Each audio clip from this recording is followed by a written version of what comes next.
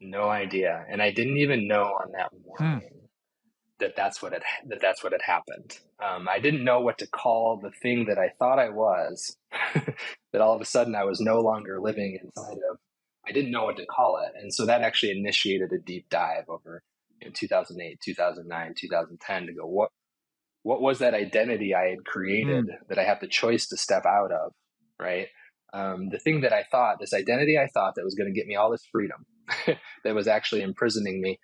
What is this thing? And so sort of became a student of the ego, and its counterpart, the soul, as you might say, or the true self, Hmm. or um, and uh, and fell in love with the good news that any of us can step out of our ego and live authentically, and just wanted to. I've spent the last 10 years spreading that good news as much as I can through what I do and what I say and what I write and how I show up. And my wife would tell you I'm successful, hopefully 50% of the time. Okay. Well, if you're successful 50% of the time, that means because you've made progress, you were probably only successful 10% of the time, or not even through that lens at all Right. when you started. So you've made Yes. progress. Um, Yes, that's right. Well, and that's right. And then when the ego reasserts itself, it says, "Oh, what's wrong with you? You're not perfect. You need to be." I mean, it's just this whole process, and I think the awareness that comes with the true self is that we're doing the best we can, and yeah, 50% of the time is a lot better than where we were at, and let's keep working at it. hmm. So I'm thinking here that it might be easier for us to spot ego showing up when we see others making statements or others showing Mm, up. But when it comes to yes. ourselves, we have this amazing blind spot around our own ego because we're all so self centered. And I'm wondering Yes. if there is some inner critic or inner voice in Dr. Kelly Mm, that is still espousing that you should be in charge or you should own this or and that the ego is still trying to claw its way back for a main seat, uh, and how you oh, work with that. yes. Yes. Daily. Yeah, for sure. Well, and the interesting thing is, yeah, you can, like, obviously as you become more aware of all this, you see the ego in those all around you. But how you see the ego tells you if you're seeing it from a place of ego or from a place of true self. Because if you judge somebody else's ego, you can be pretty confident that you're in a place of ego. But if you see someone else's ego and go, "Oh yeah, me too. Yeah, I get it," and if you see that ego and go, "Oh, we only live from ego if we feel unsafe. We only live from ego if we are protecting pain," then when you see someone else's ego from a place of true self, you go, "Oh, you're in pain and you don't feel safe. How can I make you feel safer right now?" But when the ego is observing ego, it just has judgment. One of my favorite stories is an anecdote told by a guy named Peter Rollins, a theologian and philosopher. It's He tells the story of this rich Texas oil man who discovers he's got a long lost cousin, Seamus, over in Ireland, and he wants to go get to know his relatives. So he goes over to Ireland, and Seamus is showing him around his humble little property. And the rich Texas oilman says, "Well, you should see my property in Texas. I can't even drive my car to the edges of it." And Seamus looks at him and says, "Ah, my car's broken too. My car's broken too."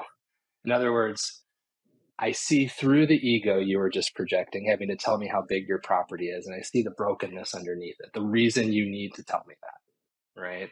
And so that's how true self sees ego. It goes, "Oh yeah, me too. I'm hurt, I'm in pain, I'm broken, I need to be protected as well," which is why I built my ego. You're doing the same thing. I choose to see the hurt underneath the ego. But ego sees ego. I feel like continuing to ask questions, and this might get into a counseling session for me personally, and I'm totally okay with that. I feel like what you just said, if I were to try to simplify it, a judgment space equals you're in an ego space where your ego is more dominant. And if Mm, trying to find the word that fits in right here, I want to say curiosity mm, or mm.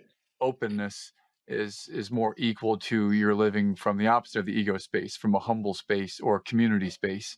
That's right. Does that That's right. connect in any way? Yeah. And by the way, I think every good conversation is good counseling for both people. So if this starts to feel like counseling, that's fine for me. Great. Um, yeah, I think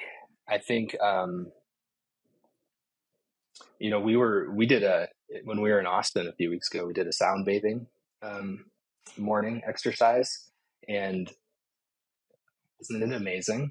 And so I'm laying there, and I realized several minutes into the sound bathing that I'm judging the sounds. Oh, I like that one. I don't like that one. I like this one. I don't like this one. And that makes me realize that it's my ego showing up to the moment, because the ego is the part of us that is constantly judging, creating hierarchies, creating categories and tiers. This is better than that. It can't just experience reality, it's constantly judging it, right?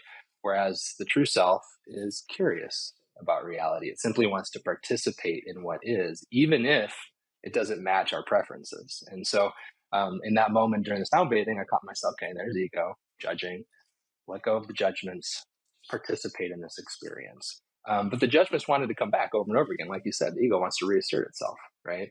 And so that sort of became an exercise in letting go of ego again for me, and just sort of enjoying whatever the sound was and participating in the experience. I love it. So I think what I'm hearing, and this might lead to a breakthrough for me, I'm really feeling it that when you feel the ego is coming up, when you catch yourself in judgment or catch yourself knowing that the ego is coming up, your Mm, tripwire now, what you've learned and trained yourself to think is to let go of it. Can you go a little bit deeper? mm, What does that mean to let go of it? it's a great question. So one of my favorite authors, writers, thinkers, theologians is Richard Rohr, Rohr, and he had a fantastic quote that I actually came across on the way down to the Front Row Dads retreat, and it was, "The opposite of control isn't letting go; it's participation." Right? Because letting go could be a way of holding on to control as well. So, like, and the reason that quote stood out to me is that my wife has been trying to tell me something all year, and I wasn't hearing it until I heard it from that quote. And what she's been saying, and so my sort of spiritual work in my marriage this year has to to finally break my addiction to my wife's approval, right? To finally break my addiction to her acknowledgement, and her appreciation. Um, because when I'm addicted to it, I treat her like a vending machine where I put in good deeds, I put in love, so to speak, I put in all of that, and I expect back approval and acknowledgement, encouragement, appreciation, and that's uh, that's a quid pro quo relationship, not a loving one. So I've been trying to break my addiction to her approval, but the way I've been trying to do it is by letting go of that need for approval. So I'm in a conversation with her. I think I've earned her approval, and she's not my fan in the moment for whatever reason. Okay. So what I've been doing is letting go, going, okay, fine, I'm out. We don't need to talk about this anymore. I don't need to pressure you to approve of me. Like, I'm just going to let you have your opinion of me, right? And I'm going to go now do this other Okay. thing. I'm going to go write a blog post. I'm going to go whatever. And she's been telling me all year that's controlling. And I'm going, that's not controlling. I'm letting you go. I hear that quote and I'm going, that is control. To withdraw into yourself and say, okay, I sever the connection here because I'm not getting what I want. It looks like letting go, right? But it's not. And what she's been saying is keep participating with me. When you're not getting what you want from me, stay in participation with me. And so that has been my sort of calling for the last month or so, is to continue to participate with her, even when I'm not getting what I want. So some letting go can be an ego move to retain a sense of power, right? Withdrawal can be an ego move to retain a sense of control. But how do I truly participate in a situation where I'm not getting what I want? How do I stay fully involved in it, fully connected, fully present to it? To me, that's the real challenge that the true self is called to. I'm always on the hunt for a great question. And when I have conversations with people I respect, I'm looking for a question that I might go and tease out how it works. And you just armed us with a powerful question. How might I Mm, truly stay fully present and, let's see, now I can't read my own writing. Oh, how might I stay truly present, fully present and involved? Um, yeah, right. yeah, that's it. How might I stay Yes. how might I truly stay fully present and involved when I want to let go, or when Right. I'm challenged Yes. in some way with my And spouse. and really what you realize is that the condition you have is I will continue to stay involved with you in relationship if I feel a sense of control over it. If I've got some sort of control, like Hmm. I'm still working to get your approval, or I think I'm about to get what I want, or whatever. It's how do I stay fully present and involved with you and truly let go of control of your opinion over me, of what you're going to do, of who you're trying to become. Coming home from the front of dad's retreat, I realized that I was actually using my curiosity to try to control my daughter. So my daughter gets home from school. I know, right? Weaponizing My curiosity. daughter This gets is home from okay. school. Yeah, yeah. Yes, weaponizing curiosity. My daughter gets home from school and I pepper her with questions. So, how was your day? And of course, she does the classic. It was fine. Well, what did you do in gym class? Well, who did you sit with at lunch? Well, what did you? And there's two ways I'm trying to control her in that. Number one, I'm wanting to know everything about her day so I can fix anything that went wrong, make her feel better if anything went Okay. bad. I mean, good things, but still wanting to get in there and tinker and control. And then number two, I want her to know I'm an interested dad. I'm Okay. wanting to put into her head, Hmm. right? I want her to be able to say, my dad is very interested in me, which is a way of putting a thought into her head, which is controlling her. So I'm like, no wonder she's shutting down. She's feeling like I'm trying to invade her and control her with my questions, my curiosity, right? So coming home from the front row dad's retreat, my new question to her after a school day is there anything that you want to tell me about your day? Hmm. Is there anything that you want to tell me about your day? That's participation. That is, I'm going to give control to you to show up however you want, and I'm going to sit here and wait for it. And so what's so interesting is there's a long pause after I answer that question. I think she's going like, is he really going to just let me have control to not say anything, to not ask any more questions? And when she finally feels like dad's not trying to control the conversation, she starts opening up and telling me about her day. Um, and and so yeah, so how do we participate without trying to control the other person? I think that's the big challenge. The ego wants to control and be in control. The true self just wants to participate. How might we participate without trying to be in control and have an Yeah. awareness around how the ego is in play here? Participate, not control. Understood. Good. Good.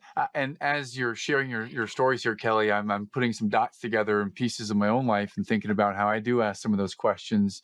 And I do want to show, well, it's like you're seeing through me right now or into my soul because I want to show my kids that I'm very interested.